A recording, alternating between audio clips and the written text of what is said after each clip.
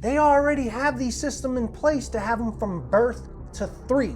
And you wonder why your children argue with you, fuss and fight with you? It's because what they're taught at school does not harmonize with what they're taught at home and in church.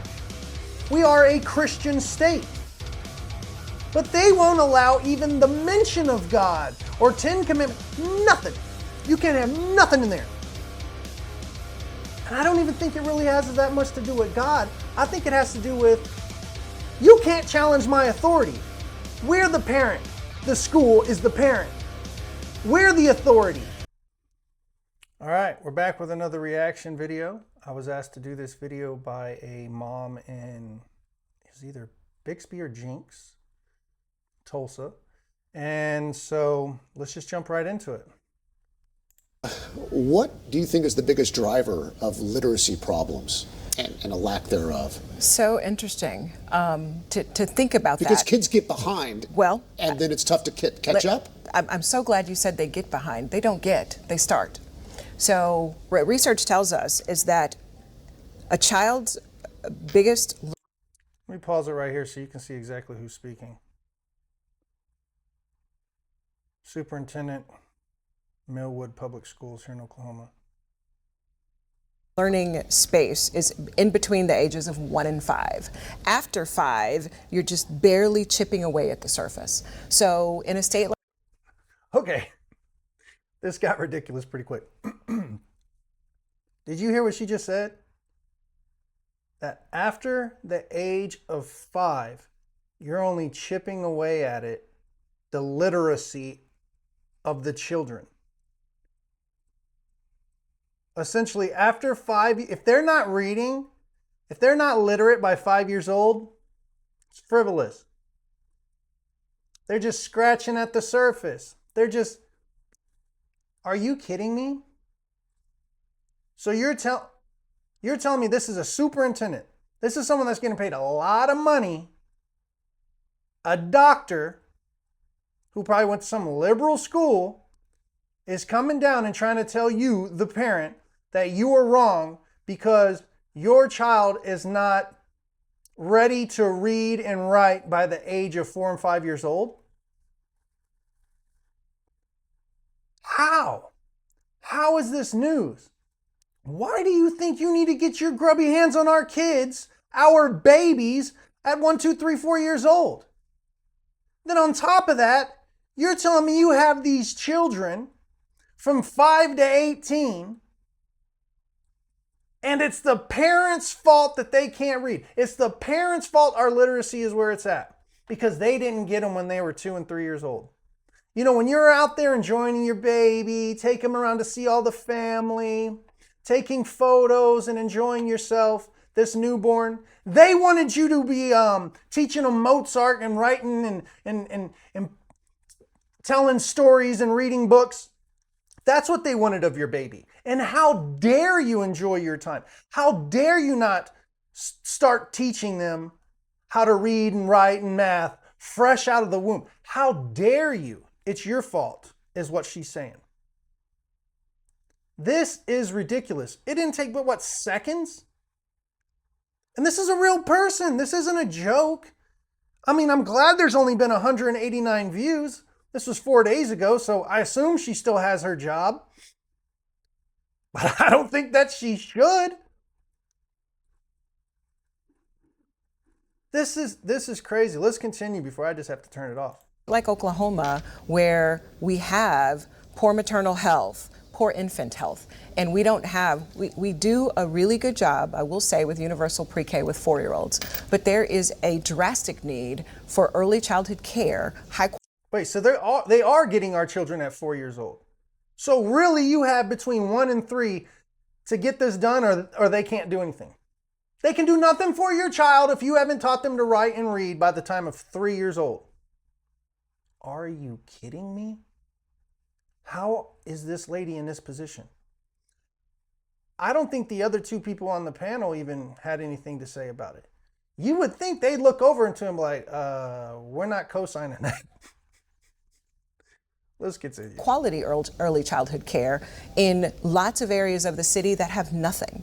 And so what we're doing is we're sending children, and I tell this story, if you're a legislator and you've come to see me before, I take you to a 4-year-old classroom. If I have 20 4-year-olds, if 7 of them can write their name, we're having a good year. Really? And that's just... If 7 4-year-olds can write their name, they're having a good year. Not, hey, let's start getting them to write as soon as they get in here, start teaching them that. No. Let's still sit them around in circle and sing and kumbaya and enjoy recess and color. Well, because that's what we're just babysitters. You should have taught them to read and write by 3 years old. It's your fault, parents. This is crazy. I'm glad she sent me this. Writing their name. That's not a formal assessment. That's not a cognitive assessment. That is simply holding a pencil and your brain telling the pencil in your hand that that has a sound. That doesn't mean they're at grade level. That just means they can write their name. The other 13, if they could hold a pencil, that's great. So they're not, in regards to the school didn't. If they can hold a pencil, that's great. She's not clowning on the kids. She's clowning on you, the parent. Make them behind. They showed up that way. And so, boom, she just said it. We didn't put them behind. You did. You didn't teach them to read and write at 3 years old. It's your fault. The next 13 years, that's got nothing to do with us. We're just here to watch them. 49th, 50th in the United States, that's not our fault. You didn't teach them how to read and write at 3. Your fault. Give me a raise. Your fault. Let me go spend $6 million down in Dallas to have some sort of convention and party. Let me go out to Vegas for a convention and stuff like that on the taxpayer's dime. Because you didn't teach them how to read and write at 3 years old, so it's frivolous. Let me just go party it up on your dime. So what Mississippi did is Mississippi understood this is a systemic issue in our state. This isn't the schools we aren't adequately preparing children to go into. So if you look into the work of Mississippi, there's a huge early childhood component. There is a very large presence of training of teachers and of instructional coaches to make sure that reading and literacy is implemented to high fidelity. How early are we talking? Like, where were they jumping in? 2, well, 3, they were. 4? It was about 3 when they started to track, but it was early. 3 years old. 3 years old. Why do you want to get your hands on these babies? Why are you trying to indoctrinate us, indoctrinate these children at 2 and 3 years old? How is this not completely crazy to this person, to these people? How did you decide to put this on the news? This isn't news. This is insanity. Why aren't other representatives and why isn't the governor, why aren't people talking about this? I'll tell you, listen, to give her a little bit of credit, it is your fault, parent, to a certain extent, because you don't take the responsibility. You just expect that you pay a bunch of taxes and those tax dollars gets funneled to these school systems, and they've got nice schools and books and they've got computers and stuff now, stuff that we never had. More and more and more money's getting thrown at them. They want to raise. So you expect out of them to teach your children, to educate your children. Not that you have to do that at home. I want to enjoy my child. I want to go on vacations. I want to teach them about God. I want to teach them about the things in hunting and good survival skills, whatever the case may be, how to work on cars, whatever. When they come home, I want to spend time with my child to help develop them in a very much important other type of way. And so they are expecting that you've already done the job by the time they're 3 years old so they can coast on your dime for the next 13 years. Also, they're not going to take any responsibility for their salary for all of these teachers. This is ridiculous. Now look outside the state, try to find some other ways to do it better. I can agree with that. But why are we paying you to go to Dallas to have fun and to come back with what? Nothing? I don't see what you've brought back from these conventions. I haven't seen what you brought back from Vegas when you're out here networking. No, enough's enough. This is fraud, this is waste, this is abuse. These people are passing the buck, saying it's your fault. We need to get our hands on your children at 2, 3 years old. This is insanity.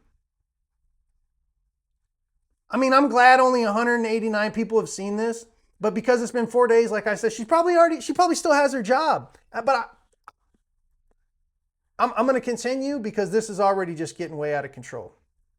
Early childhood, but they did invest in early childhood and early childhood centers, and that's very, very important. And for early childhood centers in the state of Oklahoma, we've gone through a lot of changes, and the amount of 4- and 5-star child care centers in the highest poverty areas are almost non-existent. Okay, let me stop there. How many 4- and 5-star anything else do you have in high poverty areas? Well, that doesn't play a role in it? That 4- and 5-star type of things aren't in poverty areas? But you're expecting, come on. When Millwood launched, we have a Birth to 3 on campus. When we launched our Birth to 3 last February, we were the first 5-star daycare in 731. You heard her. They already have the system in place to have them from birth to 3. And you wonder why your children argue with you, fuss and fight with you. It's because what they're taught at school does not harmonize with what they're taught at home and in church. We are a Christian state. But they won't allow even the mention of God or 10 commandments. Nothing. You can't have nothing in there. And I don't even think it really has that much to do with God. I think it has to do with, you can't challenge my authority. We're the parent. The school is the parent. We're the authority. You need to go back and argue with your parents based off our theories. Yes, theories. Big Bang theory. Evolution theory. You need to go back home and tell your parents they're wrong. You need to go tell the church, or don't even go to church, because they're wrong. This is ridiculous. These are the people teaching your children. And you're surprised of the disconnect?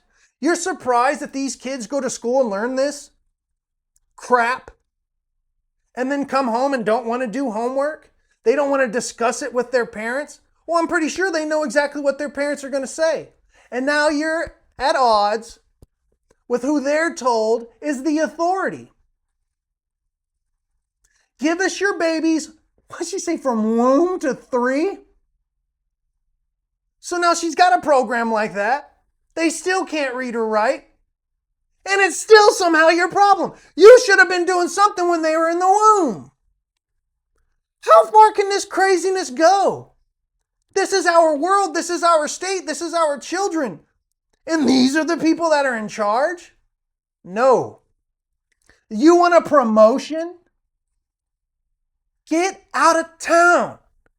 111, one of the poorest, brownest, lowest health outcome communities in the state. And we were the first 5-star. And I can only take 28 kids, but I take 64-year-olds. And so that means maybe of those 28 kids, I'm going to get some kids who have a better start than the others. And we could focus on parents until we're blue in the face, but back to Dr. Delich's comment, we can only focus on what we can control. All I can do is take. It doesn't sound like it. It sounds like you're blaming the parents. It sounds like you want to get your hooks and indoctrinate our children from the womb. That's what it looks like and what it sounds like. Those 4-year-olds that come in and try to get them there. So when you have a system that weaponizes state report cards that say, hey, this school is this and this school is this, versus this is who they service, right?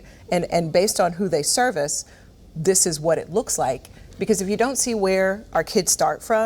Oh, so maybe I'm hearing something different. You tell me, put it in the comments if it's something different, but because you're poor, because you started somewhere else, the chances of you being educated even further, once you come into our system and you spend 5, 6, 7, 8 hours a day here, I'm sorry, it's too late by then. What? and then you just start judging us in third grade, it's really not a fair advantage, right? It's Third grade. So you've had them in pre-K, you've had them in kindergarten, first, second, and third grade. You've had them longer than the parents have had them. Who else is to blame? Still the parent? You crazy? Wow. It's rough. This is too much, y'all. And then with that, you set kids and families up for failure. You basically tell them that they can't do anything. You've told them that it's too late. No, you're telling them that. You are telling them that. Our school system is telling them that. You have failed. And again, the parents have failed. Take a little responsibility in your children. Have a little pride. Work with them, help them, because these folks aren't. And that's what we do in the state. I don't believe knowingly, and I don't believe willingly. But at that point, obviously, somebody comes in behind. There needs to be intervention, right? 100%. Are the what sort of intervention programs is there right now in Mid-Del for kids that start behind? I'm going to say poorly state funded ones, but go ahead. Sure. It's, if we have time. There it is. Another excuse. How about you take a pay cut? You gonna take a pay cut and fund that? No, you wouldn't. No, you wouldn't. Title I funds, if we have bond funds for technology, there's some good programs there. We have I can't even count. I'm gonna stop it. I'm gonna stop it because it's honestly, it's making me sick. It's time for action. This is not gonna stand. This is not standing if I get into office. If you want someone to really fight for education, you got to vote Myles, Jett into governor. These fake Republicans have allowed this to go on. What is conservative about give me your children out of the womb? Let us indoctrinate them out of the womb. When we still fail, which they are, it's your fault, but given to us anyway. We need to teach them woke stuff as babies. We need to teach them that I'm the parent, not the parent. That there's no God. We don't talk about God for the majority of the day. I'm the authority, says the school. I need a raise, says the teachers and these superintendents. So I can live a little bit better, I can do a little bit less, and it's always your fault. This is the ridiculous I'm fighting against. This is the insanity that these other representatives of yours have let just fall through the cracks. This is who they want to give $120-something million raise to next year. Are you kidding me? Look, I spent a good amount of time in Japan when I was a child, and then I went back to help and work when I was an adult.